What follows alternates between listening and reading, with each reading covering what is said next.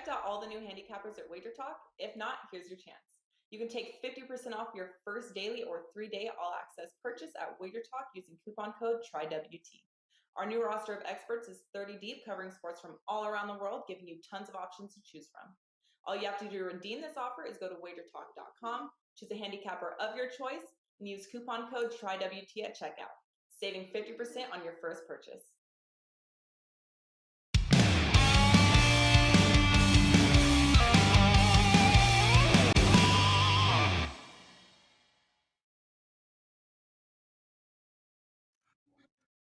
Welcome, everybody, to Wager Talk Today. I am Lawrence Presman. Steve Merril sitting in for Teddy Covers, and we have a great show lined up. My brother Steve, who is on this show, and what will they be talking about? Yeah, we're covering all the major sports today, Prez. You know, football's winding down, but we still have a little NFL. We're going to get to that in the middle of the show with Rob Veno, who's going to also do an NBA game. But we're starting off with Carmine Bianco, the Canadian who knows his hockey with 2 NHL games. We got Lightning Wild, Stars, Ducks. Going to look at the NFL playoff scenario as well in between, so a little more NFL talk there. And once again, Rob's going to look at 49ers, Cardinals, and that NBA game, Thunder, Magic. Tony Mejia's Orlando Magic. And also, I'm going to have a big game breakdown, college basketball style. A huge game tonight in the ACC between Duke and NC State. And then looking forward to talking to Arthur DiCesare, risk manager at the Westgate Superbook in Las Vegas. Yeah. And I'm sure we'll be asking him about the NFL as well, especially the Bills in particular. And then if we get to 100 likes, which is a done deal before the show even starts, we'll have the presidential address near the end this evening. So hit that like button, hit subscribe, and hit the bell for instant alerts when these shows go live on Wager Talk TV. Yes, everybody. There you go. Steve Merril joining us, hosting with me all day today. Steve, let's bring the bold man in. Carmine Bianco. What I got to deal with you again, dude. We did puck time earlier. It was fun. And now I got more Carmichael fault. Yeah, you and I have a different definition of what fun is, but sure. Yeah, no, listen, Andrew and I had to deal with you. You and Steve will have to deal with me. So it's all good. Well, listen, we love having you on, brother. That is for sure. Carmine, let's get into the first game. Tampa Bay on the road in a back-to-back situation. They are rolling. They've won 4 games in a row, but they're playing Minnesota, who is also one of the hottest teams in the league. They've won 8 of their last 10. It's a super short line, minus 115. Really both ways here, Carm. I already know where you're going. I love Minnesota in this spot. You don't. Tell us why. It's not, I'm not going to tell you why to take Tampa Bay. I'm going to tell you why to take the under, Prez. I like the under here. The under currently is at 6.5 right now. We see a lot of Minnesota totals at 6 just because they're playing much better defensively. Their system right now, I love the system they're playing. They've been a very good under team this season. You know, it's going to be Gustafson in goal for them tonight. He's confirmed. He's 8-5-1 with a 2.34 goals against average, 920 save percentage. And as I mentioned on puck time, you can plug in any goalie in the way Minnesota's playing defense right now. And he's going to have some good numbers. Tampa played last night, and it's a second of a back-to-back. I get it, but their game yesterday was pretty much as easy as it gets. The Chicago Blackhawks, and they started their backup goalie. Normally, we'll see the backup goalie in the second of a back-to-back, but Elliott started the first yesterday in Chicago. It's very minimal travel, whether they did it last night or this morning. I'm going to guess they probably did it this morning with an optional skate. It's Vasilevsky in goal, and his 10 games on the road, or his 11 games on the road this season, Vasilevsky, he has gone under the total in 9 of the 11 games. The only 2 that went over the total were games against Columbus and San Jose, with Tampa doing the bulk of the scoring in those games. So I expect a tighter one tonight, and under 6.5 seems like the play here. Yeah, and it makes a lot of sense, Carmen. You're right about Minnesota's defense. And if you watch them, it's defense, but not their defensemen. Their back checking has been outstanding. Their neutral zone coverage has been phenomenal. Their forechecking has been great. They've really bought into their coach's system. This is a dangerous Minnesota Wild team, and I'm with you. I like under 6.5 too. Anaheim hosting Dallas, and Well, I mean, we spoke about this on Puck Time. I don't know why anyone needs our help, man. Just keep betting puck lines against Anaheim, Chicago, Montreal, Arizona, Columbus. You're going to win money here. Here we got Dallas minus 125. The total in this game is 6. I don't like this spot for Dallas at all. I do like over the total in this game because, well, Anaheim's going to let a lot of goals in. Where are you going with it? Yeah, the aforementioned Chicago Blackhawks, I think they've lost 13 of the last 14 games. Each one of those losses have been by 2 or more goals. So the puck line, if you can get the VIG lower than 130, 140, it literally is worth taking those puck lines. And it's been the same for Anaheim. They're losing games 6-1, 4-1. Yep. We don't want to call it tanking, but these teams maybe just aren't good enough. There are some very bad teams this year in the NHL, and there's a very good draft pick, Connor Bedard, Lawrence. I pronounced it correctly. Bedard, you say? Yeah. But as far as this game goes, and I get, it could be a quick bounce back for the Stars team. It'll be Wedgwood in goal for Dallas. And yeah, he's not Ottinger, but listen, he has been good when he's in there. 6 wins, 5 of them have come on the road. His 2.92 goals against average, 914 save percentage, better numbers than he has at home. A good goalie against a team that just isn't playing well. But I'm going shot props on this because Anaheim allows the most shots on goal. But here's the thing is sometimes you've got to look at some of the Anaheim players in a game in which the shot totals are going to be high for both teams. Dallas, in their last 10 games, have allowed 33 shots on average per game, which would rank them in the bottom 8 as far as amount of shots allowed, or you can look at its top 8. So they've allowed the most shots.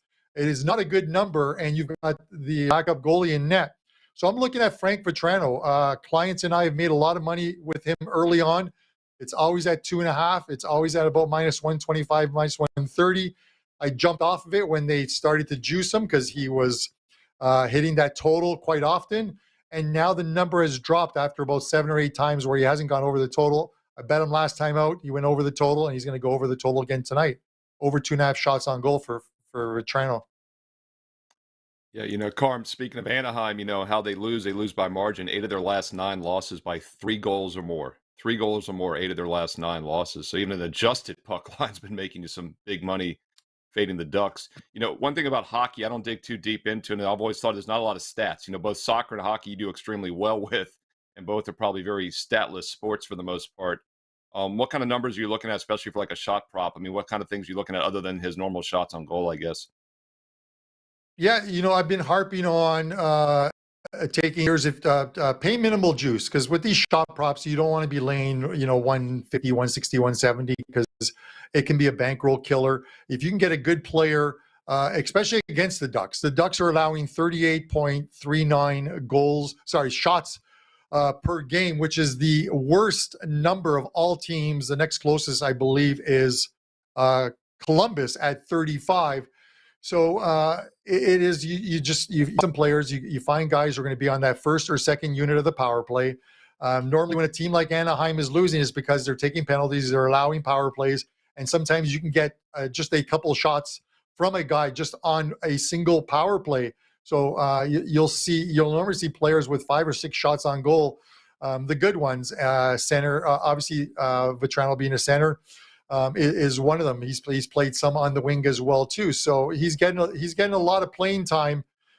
This is with the Ducks, but a lot of these players who are playing against Anaheim, who are on that first and second power play unit, you can find those on the team sites. Those are the guys you want to be taking. If you can lay 130, 140 or lower, and only lay and it's only 2.5 shots on goal, those are the ones to take.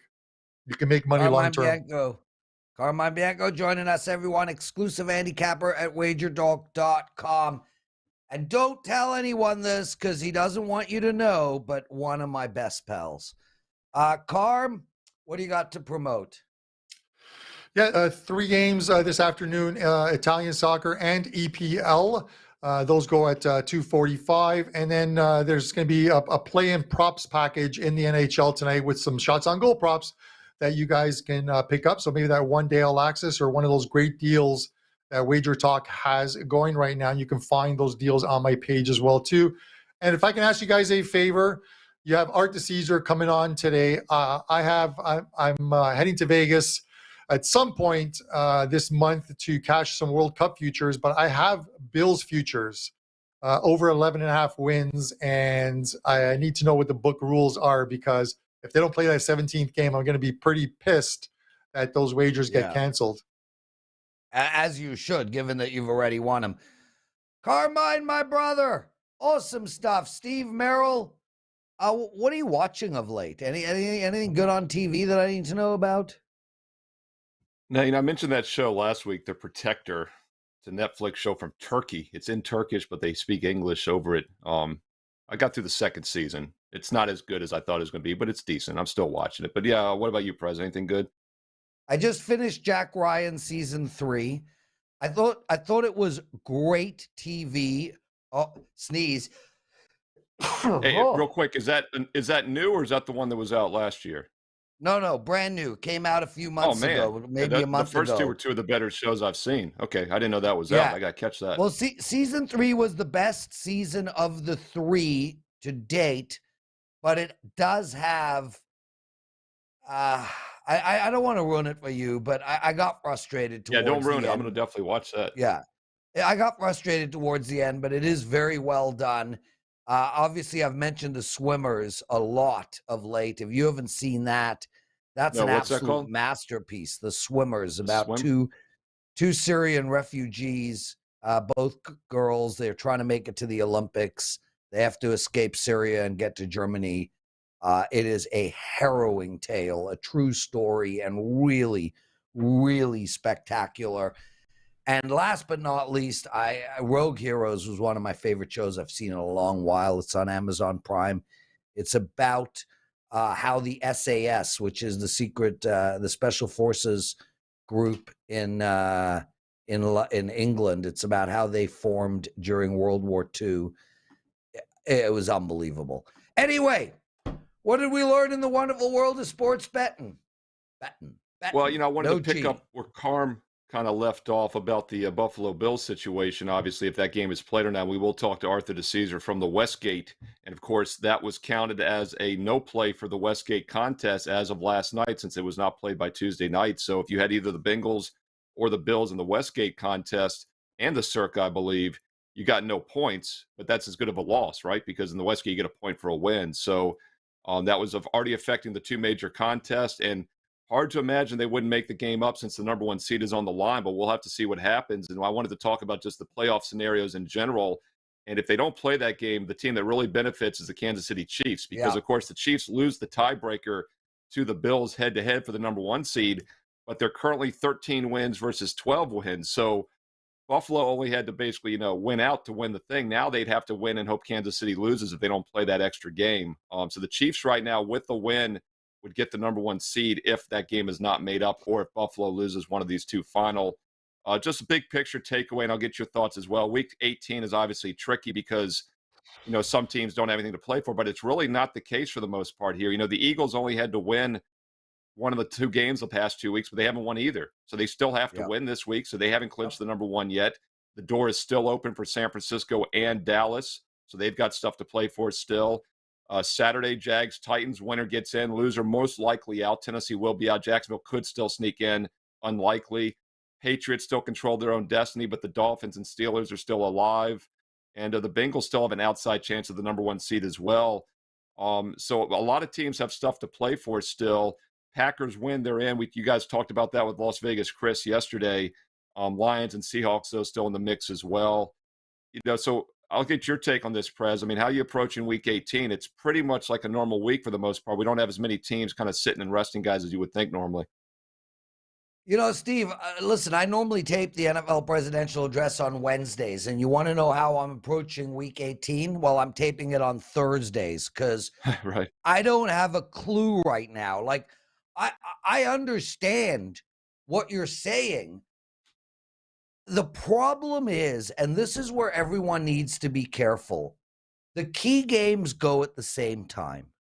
And, if Philadelphia gets up 17-0 early, what's the emotional feeling going to be over in Dallas?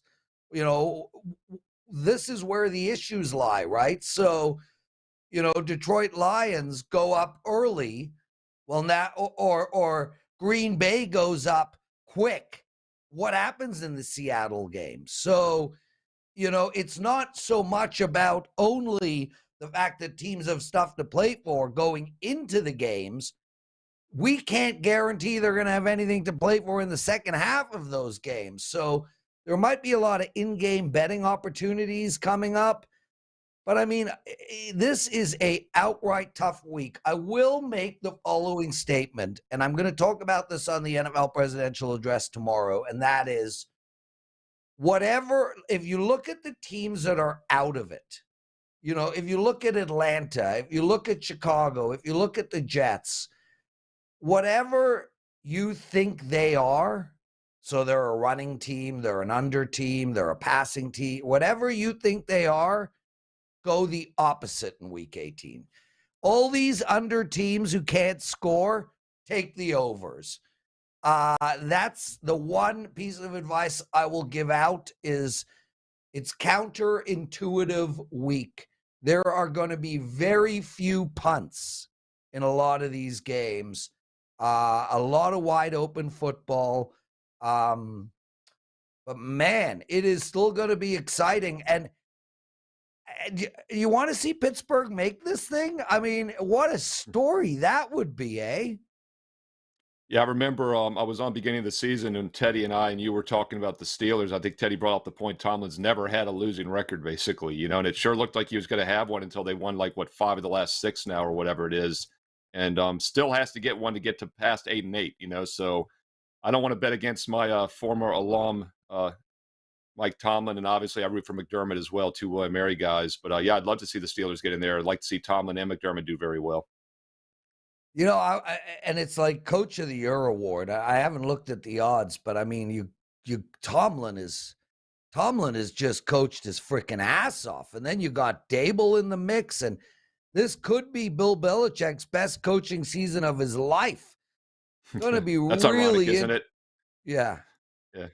He might not be there much longer, and they're calling for his head, and it might be the best coaching job he's done just because he has so little to work with. And same with Tomlin. I totally agree. I think he's gotten more from less there. Yeah. McDermott's done a great job, but obviously he's got some talent there in Buffalo.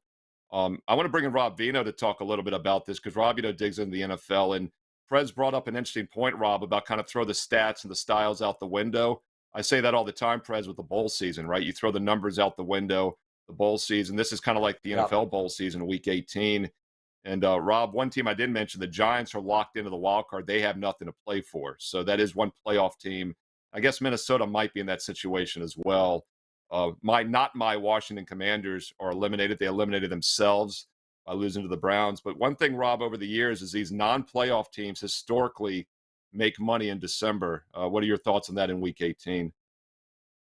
Yeah, I was listening to what Prez was saying about, situational handicapping or betting here. And, I looked at a bunch of the stuff that he was talking about, including Houston and Chicago. That battle for the number one draft choice is available. And where Houston is concerned, you would want Bryce Young. They need a quarterback, right? So losing intentionally doesn't mean they can't play it close, but losing to make sure they lock up Bryce Young certainly could be an option. However, I started thinking, and you know what? If they go out and win and Chicago ends up with the number one pick, Chicago doesn't need Bryce Young. They've got Justin Fields. So 2 might be as good as 1. Then you think a little deeper and you say, but what if Chicago trades the number 1 pick to somebody who needs Bryce Young? So there's so many variables to all of these games. Philadelphia, I think, Prez, the best example of a team that might play a very strong first half and then get bodies out of there because up until this point in time, they had been so healthy. Now you got Lane Johnson. I'm sure you want an extra week for Lane Johnson's abdominal thing to heal. You want Jalen Hurts to be okay, on and on. So, yeah, they're all individual entities, these games. And like you said, Prez, I think in game, might be a way to go. It's ironic because on the show here, when we get to my plays, I am going to talk about a team that's involved in one of those playoff situations that I think, I played first half instead of full game, but I couldn't argue anybody off full game. Yeah, and Rob, I think that's a great point about first half, and with somebody like the Eagles, I think that's a great point. I'm going to start looking into that. Frank Raposa writes, is Young good enough to tank for? I don't know the answer to that question. Steve, what are your thoughts? How good is this Bryce Young? I don't know. It's like, look, half these quarterbacks never amount to anything, but you have to take the chance because you can't win in the NFL without a quarterback. So, he's as good of an option as you have right now coming out of college. Rob, I don't feel like many teams ever tank. It's very hard in football because it's such a physical sport. We unfortunately saw that Monday night, although that was a cardiac arrest thing, but still a physical sport. And also, a lot of the times the coaches aren't around if they don't win, so it's just hard to know. But I think you bring up a great point. If Chicago gets it, Prez, you got to trade it. So I think you're spot on that, listen, Rob. I hadn't thought about that. I think Chicago trades and gets a couple good players. I am not with either of you guys on that. I mean, Justin Fields moving forward as your quarterback, come on, man. You're going nowhere ever.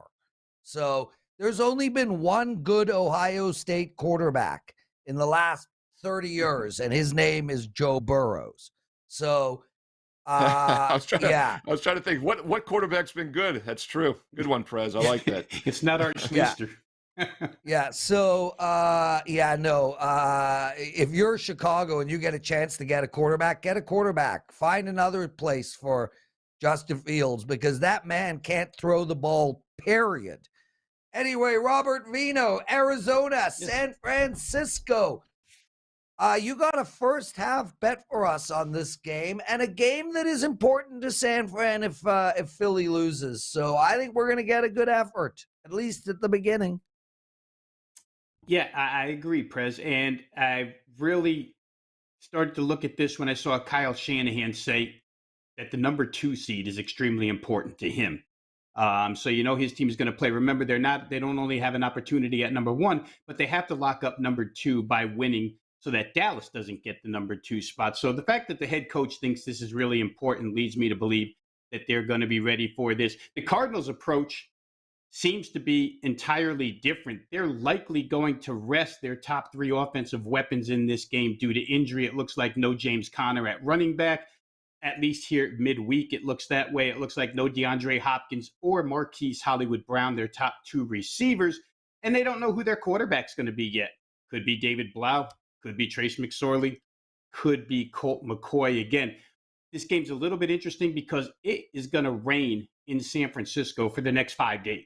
There's going to be rain in this game, although they listed as light rain throughout the 4-hour window where this one will be played. Think about the first meeting between these two. It was in Mexico City, and it was played in rain all 4 quarters, and San Francisco won that game convincingly going away. They went on a 38-7 run, I think, after falling behind 3-0 in that contest. So soggy field probably benefits the 49ers with the better running attack and certainly the defensive front to get after the quarterback on the other side.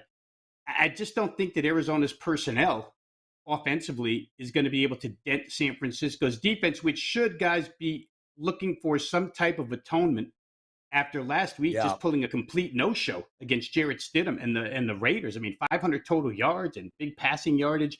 Not like them. They had 41 sacks on the season coming into that game. They didn't get Stidham one time. The Cardinals have allowed 16 sacks in the last 4 weeks, so I'd expect the San Francisco defensive line to get after it. The first time around, San Francisco had Jimmy G and they had Deebo Samuel, but I don't know. I think we're finding out that Brock Purdy is as serviceable as Jimmy G, and I don't know that Samuel is the difference between playing San Francisco here or not, considering the circumstances.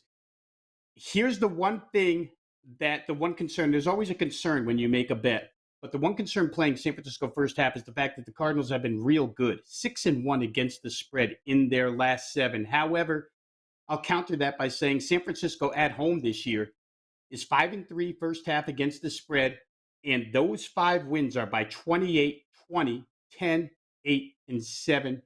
Here we lay 7.5. I think the circumstances dictate that they can win by more than that.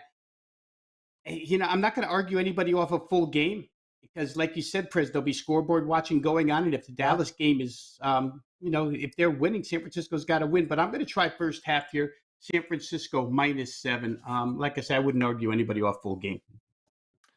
That's Rob Veno, WagerTalk.com. We're talking some NFL with Rob, and I think the first half, as Prez and Rob both said, might not be a bad strategy for these teams that could end up taking their foot off the gas in the second half because Philly obviously would have to lose, and San Francisco would be watching that game. They're both 14-point favorites. So Rob likes the Niners in the first half against the Cardinals. Rob, let's transition over to the NBA. And by the way, Rob is off to a fantastic start in all sports for 2023. Over 70% winners so far this year. Over 25 units of profit already after the first 3 days of the new year. So check out Rob Veno at WagerTalk.com. And in fact, you can get everybody, Rob included, Prez, myself, anybody you want right now, good discount on subscriptions. And that's the way to go, of course. You buy 1 month, you get an extra week for free. You buy 3 months, you get an extra 3 weeks for free. A full year, you get almost a couple months for free. It's a fantastic offer right now at WagerTalk.com. No promo codes needed. Rob, got to ask you about this NBA game, though. The Boston Celtics have been as good as anybody all season. They go in as an 11.5-point road favorite last night to Oklahoma City, a team that on the season was 15-21.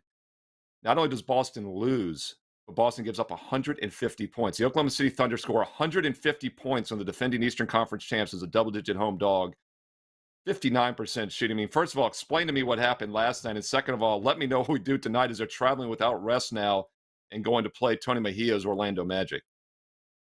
Yeah, what happened last night is unexplainable, Steve. I don't know how you explain that, except it was a great night in an 82-game season for OKC, who played without their star, Sean Gilgeous-Alexander, who's been everything for them. And I mean, if he was on a better team, would be in the running for MVP right now in the NBA. But they did. They played tremendous last night. Boston played a good first quarter, and after that gave up 116 points in quarters 2 through 4, which is crazy. Tonight, though, I'm going to go the other way, Steve. It's simplified handicapping. Let's fade the team that's on back-to-back travel. Let's fade the team that shot so outrageously good last night. I mean, 150 points on 59.2% shooting, on 50% from three. OKC made 23s last night on 40 attempts. Again, without SGA in the lineup. So it looks as if, he's listed last night. It was illness right before the game. He was scratched.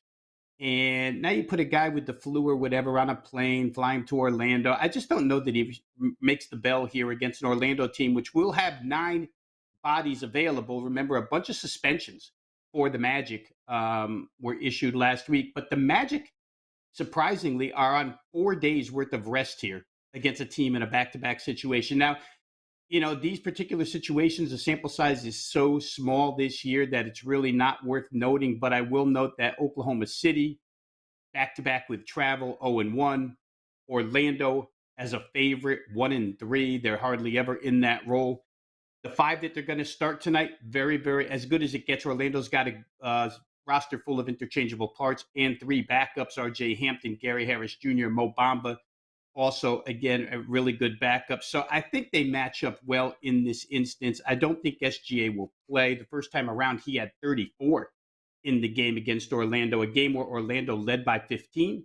Second half, led into the fourth quarter with 4 minutes left, and then Oklahoma City at home pulled it out. But I don't think it happens that way this time. I think Orlando wins. The 2 to me looked a little bit shy. And quick to note, guys, that Orlando was on a 10-0 point spread run and then dropped 3 straight against the spread before they got to this 4-day layoff. So I think the regroup time is real good for a Magic team that shot miserably in the 2 games leading up to this 4-day break. I think they bounce back here pretty strong. Give me Orlando -2 over OKC. Brilliant stuff, Rob. And guys, listen, remember when Ralph Michaels came on with a chart on the NBA, any game under 2 or under, you're better off statistically to take it on the money line at -130. So we're going to readjust Rob Veno's pick slightly here, and we're going to go with Orlando on the money line at -130. Robert, Steve promoted you. You are awesome. We love having you on. We are running out of time. 20 seconds. What do you got going for the clients tonight? No, put him back on. Put him back on. Yeah, check it out quick. WagerTalk.com, NBA and college basketball will be up and available this afternoon. WagerTalk.com and NFL probably by tomorrow. So there you go, Prez. There's the promotion. Thank you, Steve, for doing it for me. Love being with you guys. I'll talk to you again when I next get scheduled. Yeah, well, exactly. And it'll be soon. Rob Veno, everyone. Real quick, Steve, I just want to address some stuff going on in the chat room. We do try to make this a somewhat interactive show. So yesterday in the NFL, in the daily presidential address, I gave out 3 picks. Vancouver was one of them. Chris Peters comes on and writes, great pick on Vancouver last night, Prez. Couldn't even get my name right. With an emoji of a laughing hysterically so hard, tears are rolling down his face. What is so funny about giving out a losing pick? If we were face to face, Chris, would you behave like that? And thanks for mentioning the other picks that didn't lose. That's number one. Number two, in regards to Justin Fields, I know I get a lot of slack from the Chicago fans for my belief that Justin Fields is not a quarterback.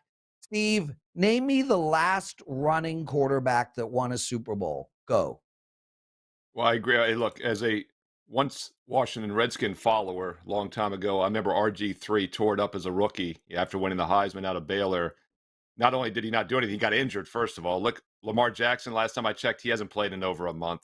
You know, it's just you can't play that way in the modern NFL, first of all, and survive. Did Michael Vick win a Super Bowl? Well, and the No. other thing, Prez, too, is there's a huge sophomore slump with these guys like RG3.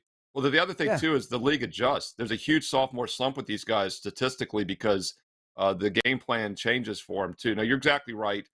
Burrow, Brady, Rodgers can move, Mahomes can move, but they're great passers still. You don't even need to go there. You could literally just mention 2 names. Jeff Hostetler and Trent Dilfer have won more Super Bowls individually than and Phil Simms, than every running quarterback ever combined. And John Finley, Steve Young was not a running quarterback. He was a mobile quarterback, but he was a throwing quarterback and one of the greatest of all times. There has never been a running quarterback that has won the Super Bowl. They're likely, I don't want to say never will, because we are moving in a direction where there's just so many of them. But whatever. Anyway, Dan, no commercial break because we got to get Art on. Steve, your big game breakdown right now, and then, of course, Art DiCesare.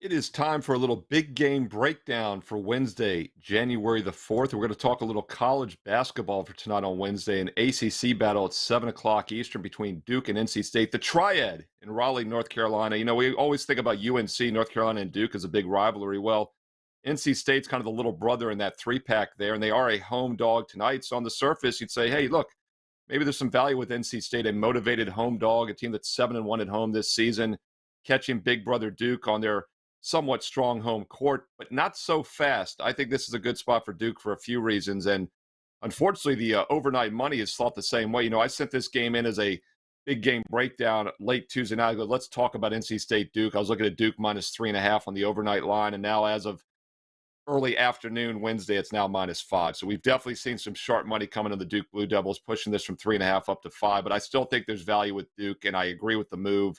And the main reason is pace. You know, if you had told me a couple years ago that when these two teams played, that one team would be the 60th fastest team in the country and another one would barely be in the top 270, you would have thought that would NC State playing slow, Duke playing fast, but it's the exact opposite this year. Duke is now the slow down team with the new coaching staff. They're only 270th fastest tempo out of 363 Division I teams, whereas NC State is playing much faster this season. NC State comes into this game currently as of the 60th, actually 59th to be exact, top 60 in pace this season. But Duke is better at both ends of the court. And keep in mind, it's winter break at most campuses still. So the home crowd edge is not the same the first week of January as it'll be late January and February. So I think there's less home court edge. Might actually be more Duke fans here than NC State fans. I actually went to the NCAA tournament here in 2004 in this arena in Raleigh, and Duke played a game, and it was packed with Duke fans. I think Duke might have a semi-home court tonight. I think that's another reason this line is going higher. I like the much better defensive dog here, giving up just 40.5% shooting, just 27.5 from three. Duke Blue Devils, a little bit underrated tonight, minus the 5, goes at 7 Eastern. Don't forget right now, buy a month, get an extra week for free, buy 3 months, get 3 weeks for free, etc. No promo code needed. Steve Merril, WagerTalk.com. Steve, great stuff. Guys, I just want to let you all know I have 3 college basketball bets and 2 NBA bets going tonight. I'm on a 14-5 NBA run. I'm on a 37-21 college hoops run. I'm on a 57-20 something. I should know this, Steve. Like, you would think I'd know this. 54-30 hoops run. So, I mean, I'm in must-play mode in basketball. I got 5 plays going tonight. It's only $19. What do you got going? I got a couple NBA best bets tonight. Had a great Monday 5-0 sweep. We missed our college play last night, but still 5-1, 83% the last 2 days and nights in football and basketball. And I've got 2 big NBA plays, including the Heat Lakers on ESPN. Check that out right now. 2-for-1 special Wednesday night. Steve Merril. Art DiCesare joining us, everyone. And Art, we're going straight into the Buffalo Bills game. Not even a how are you? Because I know you're amazing. You're Art DiCesare, so we don't need to be redundant here. Listen, Carmine asked a question, and it's a good one, man. He's holding a ticket on Bills over 11.5 wins on the season. That has already won, yet it might be voided. Fill us in. Well, as you know, Prez, all casinos have their own house rules, and they all normally stick to those rules. I'll say this. Just take the game from Monday. We normally operate under an 8-day must-play window. We did not, think that was necessary with what happened this week. We refunded all bets on the Monday night game, which is, this is an unprecedented situation. We get it. So obviously the higher ups decided to make a pivot from our 8-day rule and just, refund all the tickets for Monday night, because we recognize that this game is probably not going to be played within the 8 days. So let's just get ahead of it and do this. As far as season stuff goes, right now we're going to stick with our house rules. 17 games must be played, all those type of things. I don't want to say that won't change. I don't want to say that it will change, because we don't know what's going to happen here. Obviously, there's a lot that still needs to play out here with the NFL. I mean, obviously, that Monday night game is a huge game as far as seeding and all things that go on in the AFC. You would hope and think the NFL will try to get the game in, but who knows? So, as always, I've said this on the show a bunch of times when I've had to. Always refer to your house rules at whatever sportsbook you made your bets at. And, most places will try to work with you if they can. But I also try to let people know, a lot of times it's not us just making these things up on the fly. We have house rules for a reason. It's because of gaming. We can't just, pick and choose a lot of the times what we want to do on things. License and operations can be halted and suspended if you just do things of that nature. So once again, these are things that go above me. We up until basically late Monday night thought we were going to keep the 8-day rule. I came into work Tuesday morning and was told everything was going to be refunded. So that's what happened as far as the game go. Season stuff, we don't have any thoughts on what we're going to do moving forward. We are just sticking with our house rules for now. Yeah, and Art, got a lot of other stuff to get to. Real quick, though, I want to ask you, the Westgate Super Contest, I believe if you had Cincinnati or Buffalo, that'd be a 0-point situation. It's a push, but it's basically a loss because you don't get the point. And second quick question on that as well. And if this game is resumed, I would assume it's going to be resumed where it left off in the first quarter. Would you even be able to take bets on it at that point? Do you have any thoughts on that? That's a great question, Steve. And yes, as far as Super Contest goes, the Super Contest stipulation is the game has to be played by Tuesday night. Obviously, we are past that. That's why you basically go into it's a no contest. There's no push. There's no win. It counts as a 0. I think what would happen is, and once again, I don't know, this would, go to the big guys who would kind of, let us in on this. I think the game would start and we would probably do what we normally just do in-game stuff. In-game, let the game play out. It's, I think the score was 7-3, 6 minutes left in the first quarter, and, maybe let the first drive happen, and then we start doing our in-game at commercial. Right. I mean, you're not going to be taking pre-game bets. I mean, there's no way to do that. But yeah, I could see some in-game stuff if this game gets resumed. Listen, hey, by the way, Prez, real quick. Prez, real quick. Ahead, the in-game line, I believe, when it was frozen, was Cincinnati -3, 3.5 at some spots, and 56, 55.5, 56. So basically, the Bengals were -3, 56 when it froze, and I had the over. So that's one of the reasons I checked it, because I was probably winning that bet technically, and Cincinnati was technically covering as well. Yeah, my turn. I'm sorry, that wasn't useful information. Very useful, Steve. It was amazing. And he couldn't resume. We 41 minutes in, Art. We almost got to a nice show. Oh, and I added one little bit of useful information. Now we're wasting 30 seconds. Now you're wasting time, Steve. Stop being a Teddy. 33, 34, 35. Art. Yes. Art. It's bullshit. Flat out bullshit. That the Bills win-loss total has already won, and tickets will be voided. Now, I'm not blaming you, but it's bullshit. Anyway, it is what it is. I don't make future bets, so Carm can suck it up. Georgia against TCU.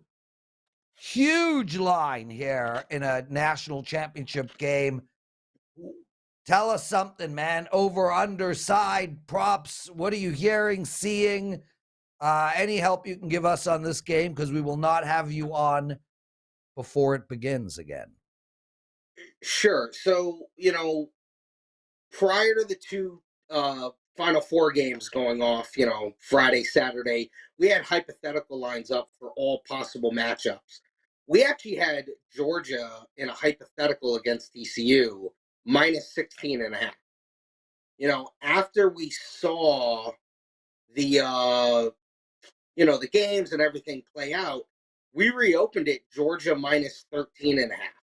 And early on, it's been nothing but TCU money. TCU money has come in. I think people feel almost 2 touchdowns was too much. We now are sitting at Georgia -12.5. And just to let people know, that TCU money is public money. There's really no sharp stuff coming in yet. It's just, the early reaction of how good TCU looked. And listen, Georgia barely escaped, even though they played a better opponent. The total's been interesting. Total we now have sitting 63, but it was 64. It got pushed down to 62. It got bet back up. So there's been early under money, early, over money. The line has kind of been moving around, sitting at 63 now. But I think the one thing to report is the early public sides have come in on TCU. That's why you've seen the 1-point move from Georgia 13.5 to 12.5. Yeah, Art, I just want to clarify, even though I think it's bullshit, it's not the Westgate's fault, people. The Westgate is literally the best sports book in Vegas to bet at. Been around since before I was born, probably. That's not true. Maybe it is, Art, 1969. Before I was born. Right. So this is not on the Westgate. There's gaming commissions that oversee this stuff, guys. And this is the Las Vegas Gaming Commission. This ain't Art's fault. Art agrees it's bullshit. So don't take this out on the Westgate. We love Art. We really do love the Westgate. Steve, what do you got? Art, I'm just glad he's not taking it out on me anymore. He turned his anger towards you instantly, which I appreciated. Look Flex at that Wednesday. bicep, man. Shouldn't Flex Wednesday be like triceps instead? Shouldn't it be like tricep flexing since the day after biceps? Look at that triceps make up 3/4 of your arm, Prez. That's how you get big arms. That's a great insider tip right there, by the way. Art, by the way, I'd love to hear that you say TCU is public because I'm seeing the same thing. It's one of the most public sides I've seen all year in college football. Prez, you talked about Guy ripping you because you missed one NHL play. I've never gotten more feedback from my college football video and on Twitter over Saturday because I mentioned that TCU wasn't one of the 4 best teams. Didn't say they didn't deserve to be in the playoffs. That's a different discussion, but they're not one of the 4 best teams. I said Alabama was better. Alabama goes out and smokes K-State. Michigan gives up 2 pick sixes, doesn't score from the 3 twice, loses by 6, whatever. But still, the public sentiment on TCU is off the charts. I'm glad you pointed that out because I'm seeing the same thing as well. But real quick, I want to ask you about Week 18 of the NFL season. I said earlier it's like handicapping the bowls. You throw all the stats out the window, all the numbers out the window. What are you seeing for Week 18? Has there been any early sharp action? And what is your advice as well as handicapping these games? Yeah, I always feel week 1 and, the last week of the season, obviously week 18 now, they always seem to be the hardest. But, there are some games where we know, what's at stake is what's at stake. Obviously the game on Saturday for the AFC South, Titans at Jags, obviously 2 teams going in opposite directions. We opened it as low as Jags -6. It did get to 7, and there was buy on Tennessee, which I wasn't surprised by, despite the injuries and the quarterback situation. Tennessee has been really good with Vrabel as a dog, so there was some sharp money that came in at 7. We now have Jaguars -6.5, so it's kind of settled in the middle from where we opened.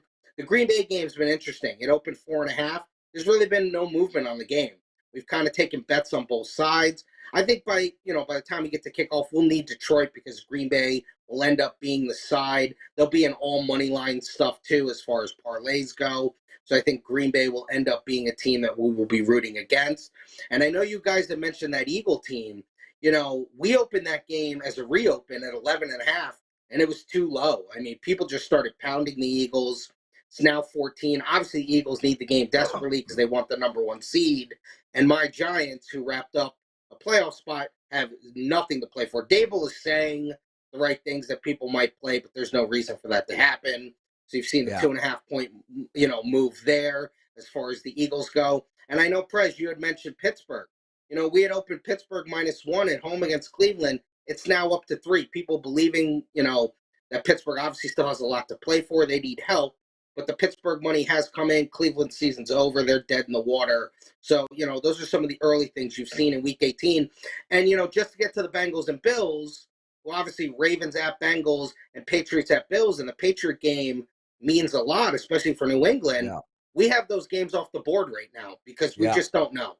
So, both of those games for us are off the board right now, not taking any bets on it because, it's still a wait-and-see approach. We need to hear a lot more things before we can move forward. Art DiCesare, everyone. Art, man, we love having you on. I cannot thank you enough for giving us your time every Wednesday. I have an idea for more work for you that I'll fill you in the next few days. We don't even, we can go till 12:55, Dan? Okay, great. Overtime. We're going to sudden death. Art, I got to ask you something, and I thought we were up against it, but I really want to delve into this question. So a buddy of mine looks at the Minnesota Green Bay game last week. He's like, Minnesota +3.5. This is a trap. We have another user who writes, Sung C. By the way, Sung, thank you for joining us on the live chat. He writes about the TCU game. That is a trap. Art, there's no such thing. Like, what are these people talking about? Who's trapping who, Art? How's the trap being laid? Trap is one of those fun words that we like to use in gambling, especially sports gambling, locks, traps. I'll say this about that Minnesota game. Green Bay sharp money came in on 2.5 and 3. When we got to 3.5, there were sharps who took Minnesota at 3.5. Right. So, there were sharps on both sides. So, you normally don't think the quote unquote sharps get trapped, but I guess it happened last week. So, yeah, traps don't exist, people. I mean, that's just my thoughts. Yeah, I mean, Steve, it's the biggest load of nonsense. Like, yeah, they're trapping you guys. The sports book wants to increase their risk. So they're trapping you on one side and hoping to God they win. Well, if the sports books were laying down traps, the sportsbook managers would be fired. Anything, Steve? Yeah, it used to be like my biggest trigger word, guys. I do radio shows, for the last 25 years, and they'd say this is a trap game, and it used to always irritate me because I agree with what you're saying. There's no such thing, but I came to realize, Art and Prez, that it was the most profitable word in all of sports betting, because whenever a radio host would say that, 70, 80% of the time, the other side would cover. In fact, I started using that as a early fade the public indicator that I use now. And what a trap game is my favorite situation. It's the public heavy on one side and sharp money on the other side. And that's why the line stays where it is, kind of like that Green Bay spot, although you're getting buyback both ways. But if the public is loaded up on one side and the line still doesn't move much, that means there's sharp money on the other side. And that's a really good long-term winner for you. So you should embrace trap games, because going the other way can make you a lot of money in the long term. Yeah, 100%. And I think it's a lot of these young guys are coming into the industry and learning, and they're listening to TikTok and all this. And it's like, this is a trap. This is too good to be true. The books know something we don't. What do the books know? Art, what do you know? Anyway, what do you got to promote, brother? As always, gentlemen, it's a pleasure to be on with you, Steve. It's always a pleasure to do a show with you. Yeah, Right now, Thursdays, we're still doing the minus 105s. Obviously, we have 1 week left of the NFL season, so you can come in on Thursday, about 1, 2 o'clock in the afternoon. We'll put up the minus 105 lines. That's for sides and totals in the NFL. You can take advantage by saving a little bit of juice. We still have our app promotion going through the Super Bowl. New users come in, bet 100, get 100. So, brand new users to the app. It's basically like a free $100 roll. So, come in and take advantage of that. And if you ever need any help with any of that stuff, getting signed up for the app, drink tickets, seats, finding the 105 sheets, come down to the Westgate, ask for Arthur DiCesare, and I'll be more than happy to help you with whatever you need. Excellent stuff. Art DiCesare, everybody. Outstanding segment, my brother. Steve Merril, we got over 100 likes. It is time.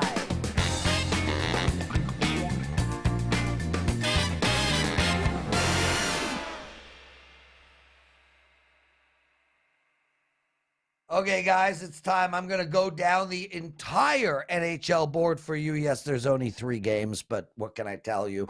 That's all they gave me to do. Before we get into that, I want to just remind everybody, my hoops, unbelievable. I'm on a 14-5 NBA run. I'm up 37 freaking units on the season in NBA. I'm on a 37-21 college basketball run. That's 64%. I'm up 20 units in college basketball. I'm up 56 units in total in all hoops on a 54-30 run. You got to be getting down on my hoop plays, period. I got 5, 3 college and 2 NBA. What does Sung Si say? Prez is my DGen gambler archetyped hero. Okay, I love it. I'll take it. Anyway, Detroit playing New Jersey tonight. Guys, I really like Detroit in the spot. They're plus 134. They're playing New Jersey. I would put money on Detroit tonight. I will be putting some of my own money on Detroit. I like Minnesota minus 120 against Tampa Bay. I don't have much for you in the Anaheim-Dallas game, but I do lean to the over. That's it for the show. Unbelievable working with Steve Merril. My brother, take us home. Yeah, Prez, great to be here as always. Teddy will be back to help you out tomorrow on Thursday and Friday. We're here every noon Eastern, 9 a.m. Pacific, Monday through Friday. Don't forget college basketball tip-off show, 2 p.m. Eastern, NBA tip-off, 4:15 Eastern every weekday, including today on Wednesday as well. Also, don't forget huge discounts right now. Buy any subscription, you get 23% more added for free at WagerTalk.com. No promo code needed. Thanks to Carmine Bianco, Rob Veno, and Arthur DiCesare, and Prez. We'll be back tomorrow, same time, same channel. Hit the like button, hit the subscribe, and hit the bell for instant alerts. And most importantly, leave us some comments below. We love our comments here on Wager Talk TV. Best of luck tonight.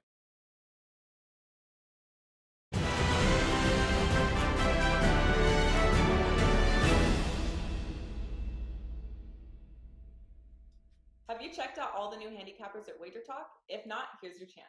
You can take 50% off your first daily or 3-day all-access purchase at WagerTalk using coupon code TRYWT.